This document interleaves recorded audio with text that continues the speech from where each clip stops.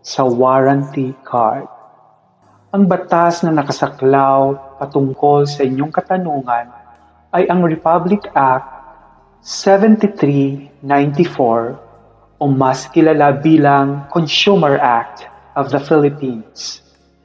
In Article 68, Additional Provision on Warranties, ayon sa batas, ang pamimili o na nakabili ng depektibong produkto ay dapat ipakita ang warranty card o ang mga resibo kasama ang produkto na nais palitan sa tindahan kung saan siya nakabili o kumuha nito.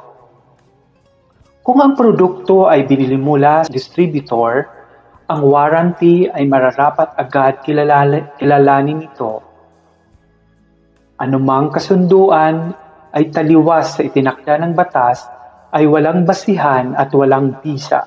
Sa makatuwid, sa bagamat nakasaad sa warranty card na kailangan verifikahin muna ng manufacturer bago palitan ng depektibong produkto, ang nasabing probisyon ay walang bisa.